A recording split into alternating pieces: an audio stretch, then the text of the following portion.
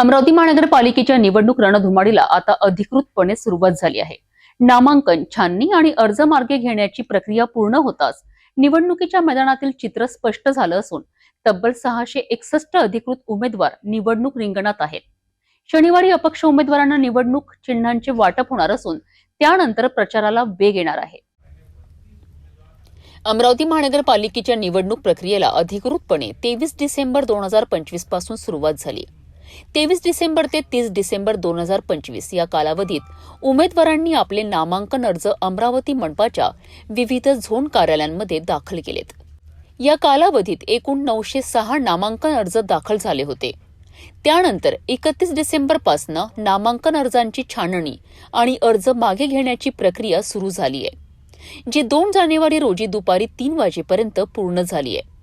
या प्रक्रियेत 161 उमेदवारांनी आपले नामांकन अर्ज मागे घेतलेत।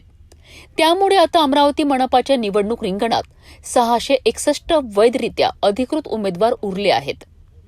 शनिवार 3 जानेवारी रोजी अपक्ष उमेदवारांना निवडणूक चिन्हांचे वाटप होणार असून त्यानंतर अधिकृत प्रचाराला सुरुवात होणार आहे। 15 जानेवारी रोजी मतदान प्रक्रिया पार पडणार असून 16 जानेवारी रोजी निवडणूक निकाल जाहीर केला जाणार आहे। अमरावती महानगरपालिकेच्या या निवडणुकीकडे संपूर्ण जिल्ह्याचं लक्ष लागलं असून प्रचाराच्या रणधुमाळीला आता खऱ्या अर्थाने रंगत येताना दिसत आहे। अमरावती मनपाच्या निवडणुकीत कोण बाजी मारणार हे येत्या काही दिवसात स्पष्ट होणार आहे। प्रचार, आरोप प्रत्यारोप आणि राजकीय गणितांमुळे ही निवडणूक चुरशीची ठरण्याची शक्यता आहे।